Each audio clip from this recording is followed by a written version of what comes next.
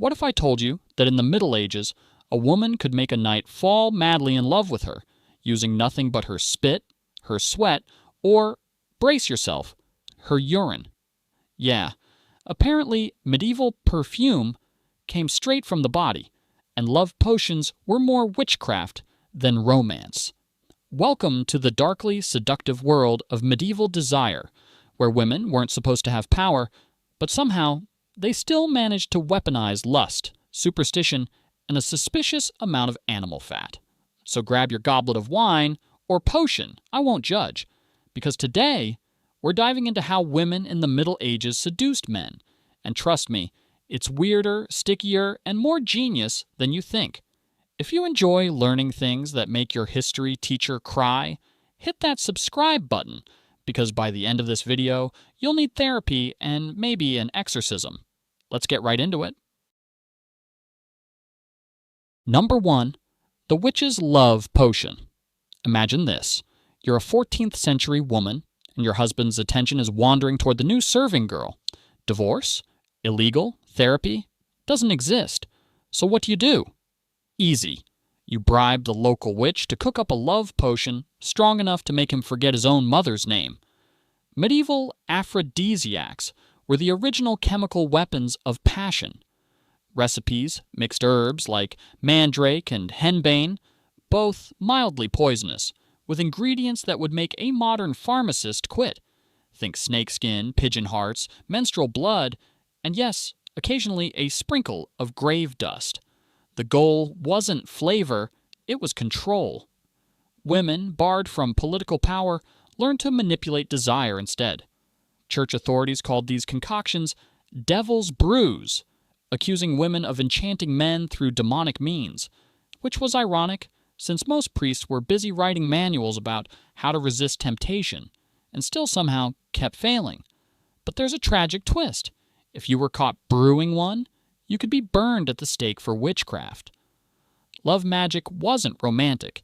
It was survival disguised as sin. Basically, it was Tinder with poison. Number 2.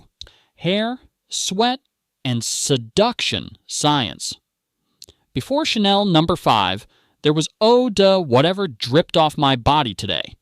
Medieval women believed a man's desire could literally be triggered by a woman's scent, so they used whatever scent nature gave them.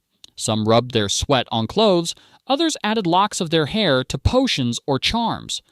According to one 13th century text, women would secretly feed men crumbs soaked in their bodily fluids to ignite the humors of love. Which sounds disgusting, but medieval science said passion lived in your blood and bile, so they were basically DIY biochemists. Hair also carried serious power. Lovers exchanged strands as tokens, believing they held a person's essence. A woman might braid her hair with herbs or perfume to make a man lose his reason, which, to be fair, was probably already halfway gone from living in an age without plumbing. Medieval medicine and magic blurred together. Alchemists debated whether desire could be boiled, bottled, or distilled. Spoiler, it couldn't. But it didn't stop half of Europe from trying. Love wasn't blind, it was just deliriously unwashed. Number 3. The power of the gaze. Forget your Instagram selfies. In the Middle Ages, eye contact was the real thirst trap. People genuinely believed a woman's gaze could infect a man's soul, like a sexy curse. Medieval writers called it the evil eye of Venus, which sounds like a perfume line for witches. Aristotle even argued that women's eyes emitted vapors that could weaken a man's rational mind. Yes, science used to be fan fiction. So if a lady looked at you too long, she might be accused of witchcraft or marriage, depending on who blinked first. Courtly love poems obsessed over this. Knights swore they fell in love through the eyes, as if Cupid had turned into a medieval optometrist. For noble women trapped in arranged marriages, the gaze was rebellion. They couldn't choose their husbands, but with one look, they could choose their lovers. It's poetic, until you realize how dangerous it was.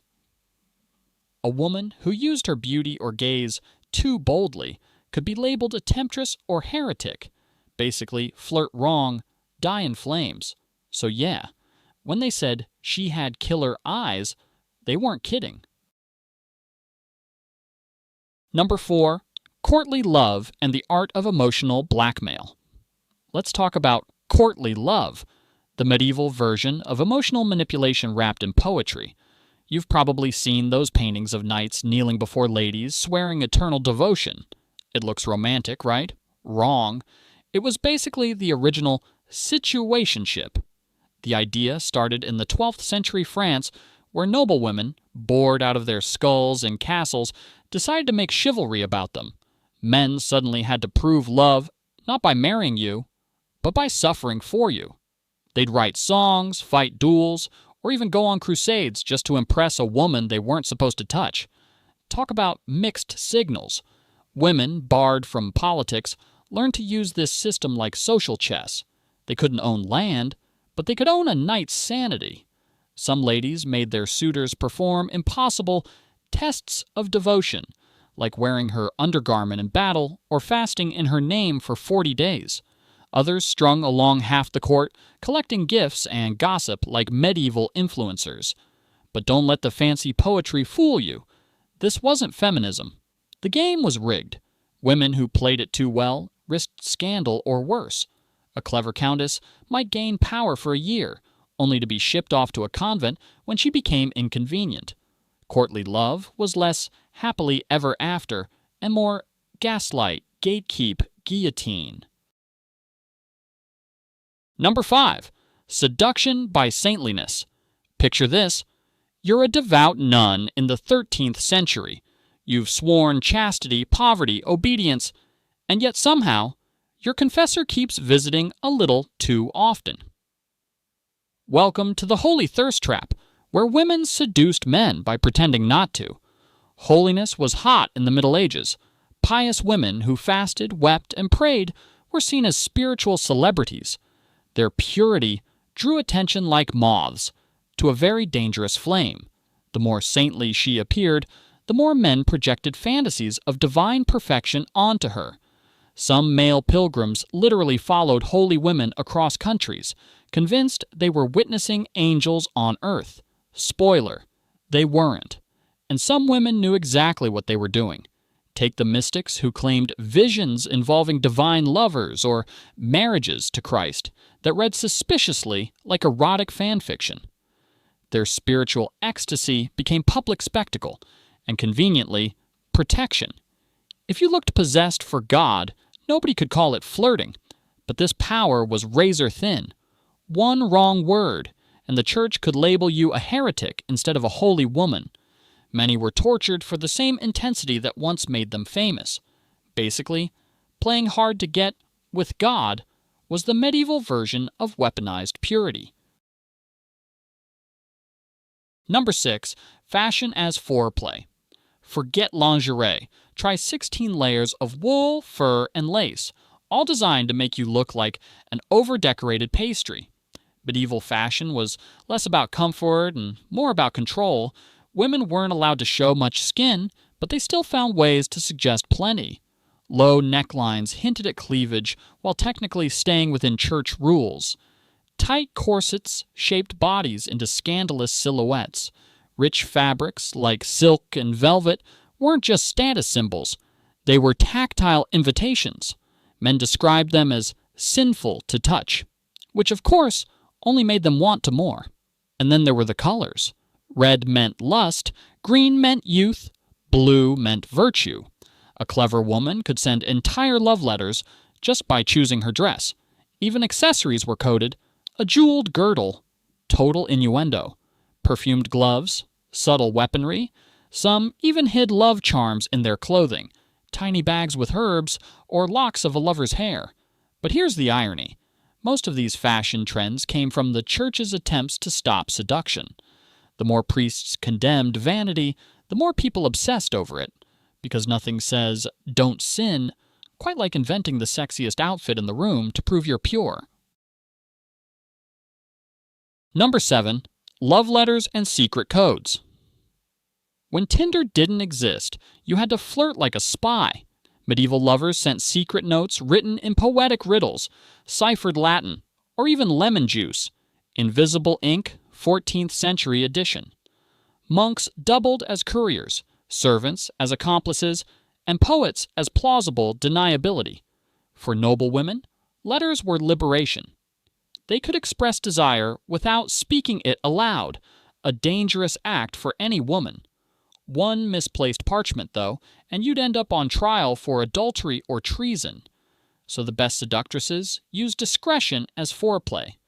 A single embroidered symbol on a handkerchief could mean, "Meet me at midnight." A poem about roses in winter might really describe an affair behind a monastery. Some women took it further, creating entire languages of love. They used gestures, colors, even flower arrangements to communicate what words couldn't. Historians call it courtly code, but honestly, it was just medieval texting with better penmanship. The scandal wasn't in the act, it was in the cleverness. These women weren't powerless.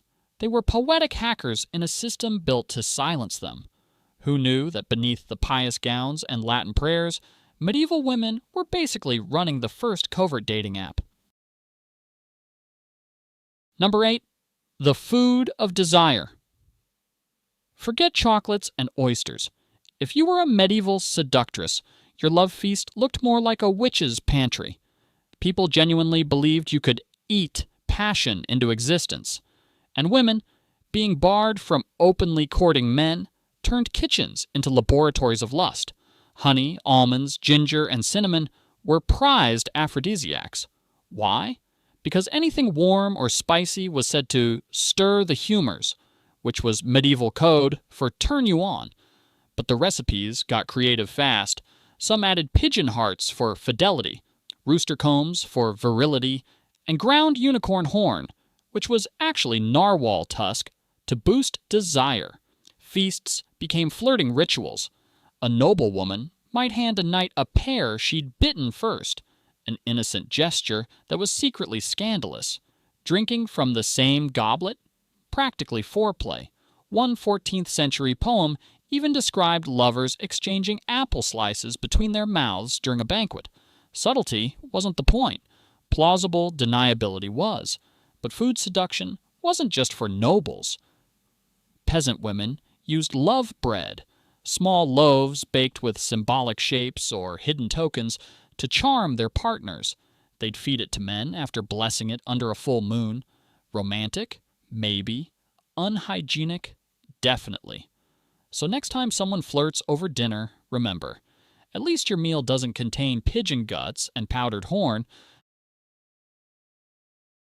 Number 9. The herbal hypnosis. In the days before lipstick, medieval women literally herbed up to seduce.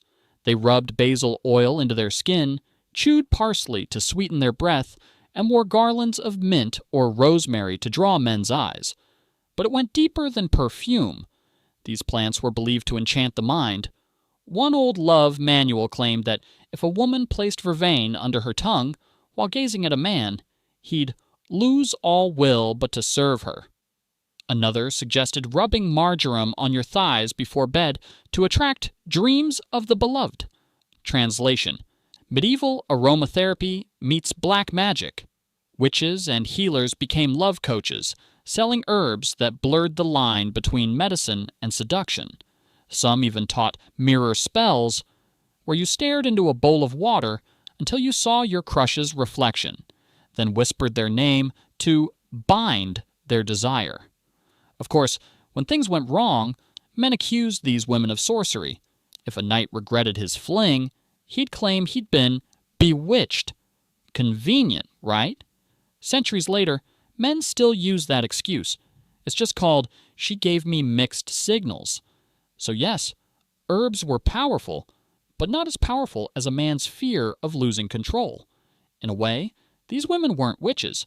They were early scientists experimenting with consent and chemistry, just with worse lab safety. Number 10. The power of words and whispers. Before TikTok, thirst traps, there was poetry. And in the Middle Ages, nothing seduced like language. Women who could read or at least listen cleverly, used words as their deadliest weapon. A single compliment, delivered at the right moment, could unravel even the most armored knight. Educated noblewomen often composed their own verses, weaving double meanings that made men blush in Latin. Some became so famous for their erotic wit that troubadours copied their style for centuries. Meanwhile, peasants had their own tradition, bawdy songs and riddles whispered at festivals where flirting was technically legal for one night. Even silence could be strategic. A woman who said little but listened well gave men room to fill in fantasies. It's manipulation 101, and it worked beautifully. One chronicler wrote that a single whispered promise from a lady did more damage to knights than 10 Saracen swords. In a world where women's words were censored, seduction became speech rebellion. Every secret joke, every clever reply, every whispered confession was an act of control disguised as desire. Basically, flirting was the only safe way to talk back, and sometimes it spoke louder than politics. Number 11. Forbidden touch. If eyes and words were risky, touch was treason. And yet, people still found ways. Picture a royal banquet. Everyone's laughing, music's playing, and under the table, hands brush. It's not an accident. That one stolen contact could mean everything. Medieval etiquette manuals literally warned men against lingering contact or unseemly games with women's fingers, which naturally made people obsessed with doing exactly that. Gloves became flirtation tools. Men kissed them, women dropped them, accidentally, starting miniature soap operas of chivalry and lust. But even innocent touch could doom you. Queen Marguerite of Burgundy once brushed her hand against a knight's cheek during a dance, and it sparked a scandal so bad it helped trigger the Tour de Nesle affair, where multiple royal women were accused of adultery and executed.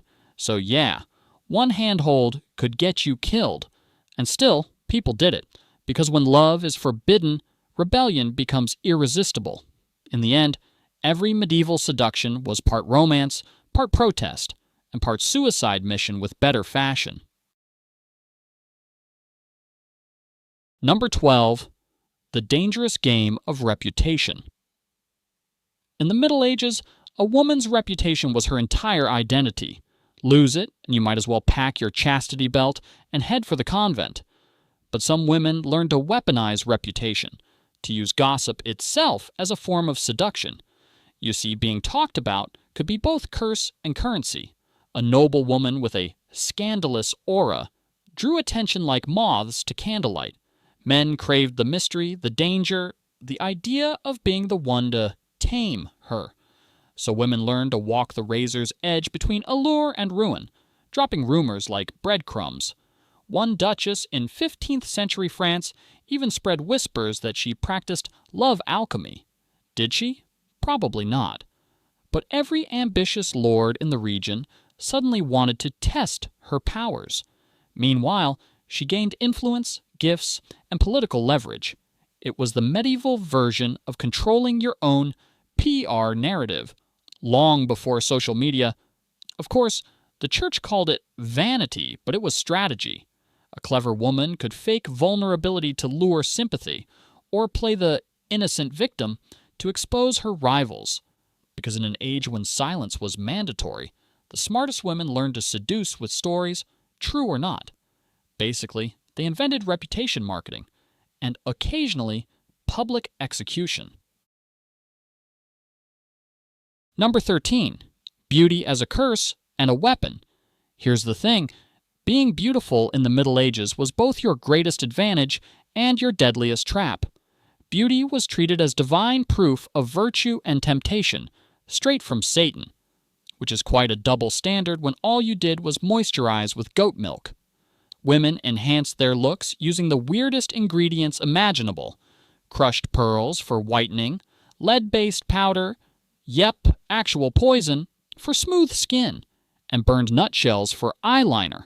Some even used bloodletting to brighten their complexion before a feast. The pain was real, but so was the power. Because beauty opened doors words couldn't. A single glance from a beautiful woman could start wars, inspire epics, or topple dynasties. Think Helen of Troy, but with worse plumbing and more piety. Men claimed beauty bewitched them. Women knew it made men predictable. Some used it to climb ranks, manipulate alliances, or survive abusive marriages. But beauty also made you a target. Too many men fell for you. Witch. Too few. Spinster. There was no winning, only performing the version of beauty that made you safest or most feared. And in that sense, medieval seduction wasn't vanity. It was strategy. The kind that could save your life or end it by sunrise. Number 14. The Nuns of the Night. You'd think a convent would be the least sexy place on earth, right? Wrong. Medieval monasteries were often hotbeds of gossip, scandal, and, sometimes, very literal heat. Women sent there for piety often used their new setting for forbidden romance with priests, monks, or even each other.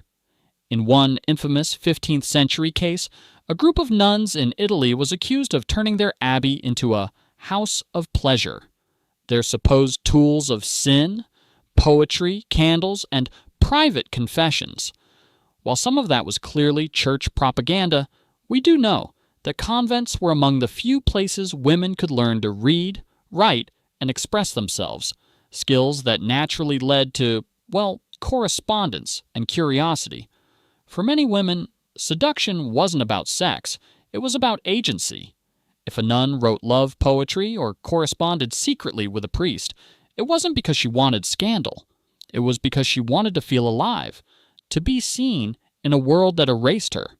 And if that broke a few holy vows, well, history suggests God might have looked away for a moment. Number 15. The final spell. Desire as defiance. Here's the grand irony. In a society built to control women, seduction became their rebellion. Every glance, charm, herb, poem, and whispered prayer was an act of defiance, a way to reclaim power in a world that denied them choice. The church called it sin. The poets called it love. But really, it was survival. Medieval women turned the only weapon they had, the human heart, into an empire of influence. They couldn't inherit thrones, but they could make kings beg. They couldn't study medicine, but they mastered chemistry in love potions. They couldn't speak publicly, but they ruled through silence, scandal, and scent. Their legacy isn't just about sex, it's about strategy, subversion, and the genius of making power look like pleasure. If history teaches us anything, it's that desire isn't weakness, it's rebellion.